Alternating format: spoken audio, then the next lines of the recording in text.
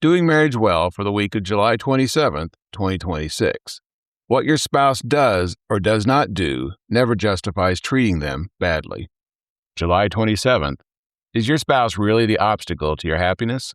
On Facebook, Jay Stringer said, most couples believe their partner is the primary obstacle to peace or flourishing. Far fewer confront the ways they justify withdrawal, contempt, emotional reactivity, or control because they are not receiving the response they most desire. I was considering what to write about this week when my wonderful wife shared this quote with me. I have felt that with both couples we work with and in my own marriage. So let's go with that this week. I'm sure we've all seen our spouse as an obstacle on occasion, and sometimes that is valid.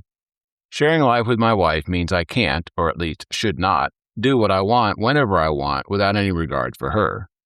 So she is an obstacle to me living the way I did when I was single, but I knew that was the deal when I married her, and I fully signed on for it.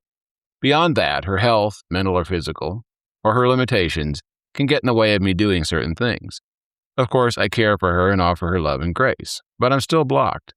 What Jay specified was being an obstacle to our peace or flourishing. These are things that we all value highly, and we get frustrated when we feel blocked. The other thing Jay specified was seeing your spouse as the primary obstacle to having those things. We are quick to focus on any little slight by our spouse, and we tend to magnify such things beyond what they are. We are also very good at denying or minimizing the things that we have done to our spouse. Doing these things is hardwired into us.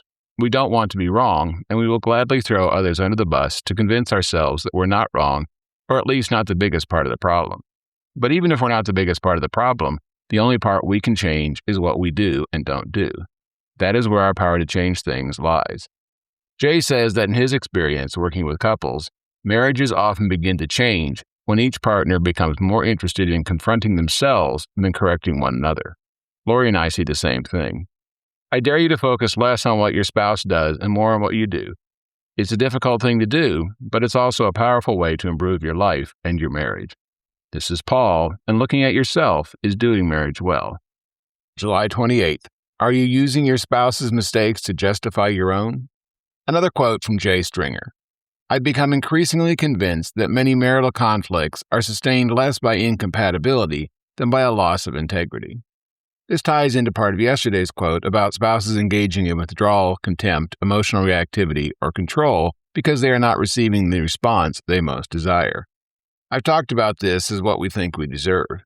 When our spouse fails to give us what we think we deserve, we get upset.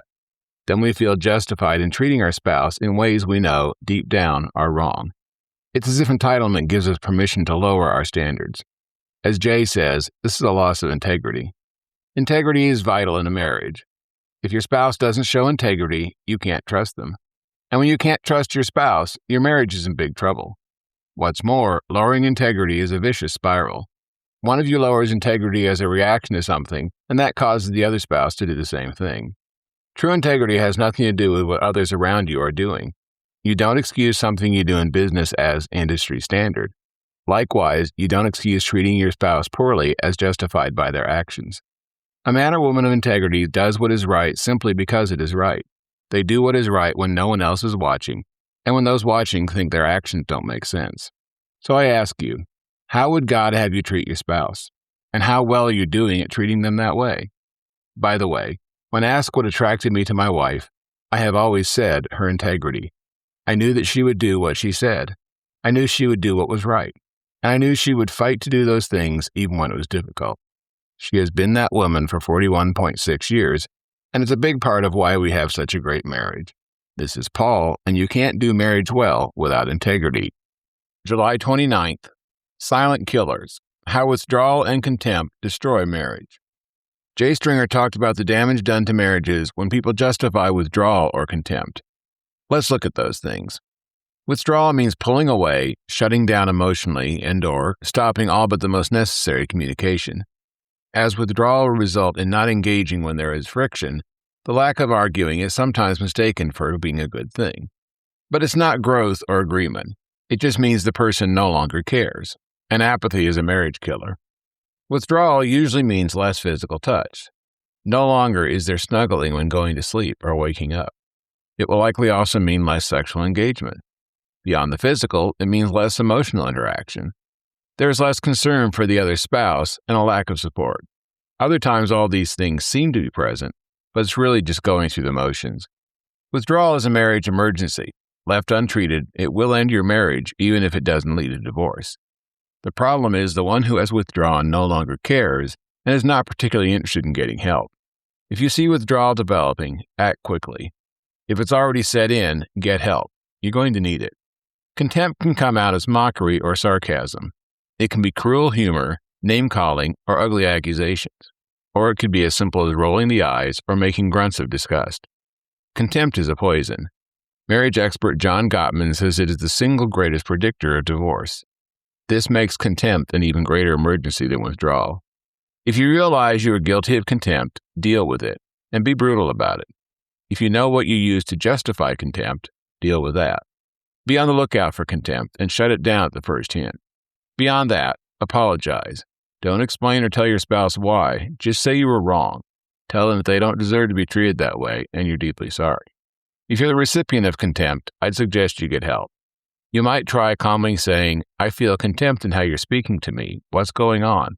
It's unlikely to make a difference in the moment, but if you don't get angry, your spouse might think about it later and realize they were out of line. Nothing your spouse does justifies these marriage-killing actions. Are you guilty of either? This is Paul, and doing marriage well means treating your spouse well. July 30th. Beyond the fight or flight marriage, overcoming reactivity and control. Emotional reactivity is a tendency to respond impulsively and strongly to everyday frustrations and minor issues. Emotional reactivity is driven by our fight or flight system, not our rational mind. We can try to fight it, or we can give in to it.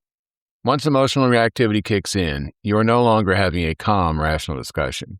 We don't really hear what is being said to us when we are emotionally reactive because we see our spouse as a threat to us. We attack, run, or freeze, none of which allows for discussion. External stress is often a factor. If you already feel threatened, it doesn't take much to be pushed over the edge.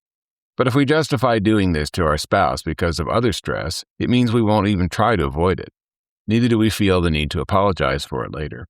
Control is a common issue in marriage.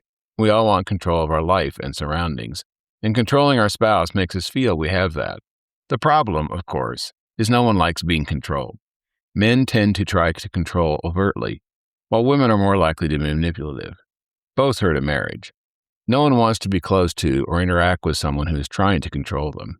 Beyond withdrawal, contempt, emotional reactivity, and control, are there other things that you have justified or been tempted to justify because your spouse hasn't given you the response you desire from them? Where are you holding back or pushing because of what you see as their failed response? This is Paul, and justification does not lead to doing marriage well. July 31st. The sex is different lie. Separate rules hurt your marriage. Have you ever treated your spouse badly because they didn't give you the response you desired in bed? Do you think your spouse has ever done this to you? The hardcore versions of this are only being nice after you get sex, or only saying yes to sex when you want something. Usually, it's more subtle, but if it keeps happening, the other spouse figures it out. Rather than kicking around various ways this plays out, I want to deal with an issue that can be part of this. It's called sex is different. Sex is different, and the rules that apply to the rest of the marriage relationship do not apply to sex. Sex gets its own set of rules. The spouse who's less interested in sex doesn't want to feel obligated to have sex unless they want it. They feel they should have the right to veto sex for any reason. And the idea of being sexually generous is borderline abusive. The reasoning is that sex is so intimate and personal, it's unfair to treat it like every other aspect of marriage. The spouse who's more interested in sex feels sex should happen regardless of what is happening in the relationship. They feel being at odds with each other or having treated their spouse poorly should not justify saying no to sex. Sex is not part of the relationship. It's a whole different thing. The reasoning is sex is so important, it's wrong to say no for relationship issues. I think both of these are wrong and unbiblical. The Bible is clear that we are to be sexual. Aside from medical or other life happens reasons, it gives one valid reason for not having sex, and that one is to be by mutual consent. On the other hand, the Bible does not make anyone a sexual slave, and it does not give a spouse the right to demand sex. If you have hurt your spouse or ignored them, their not wanting to have sex is reasonable. It's not retaliation, it's emotional self-protection. What's more, forcing yourself to have sex in such a situation can cause additional hurt and can make the person stop wanting to have sex at all. If you think sex is different, I suggest you spend some time thinking and praying about that. Are you making excuses or justifying something? Is what you think fair to your spouse? Does it favor love, generosity, and godly behavior? This is Paul reminding you that doing sex well looks different for every couple.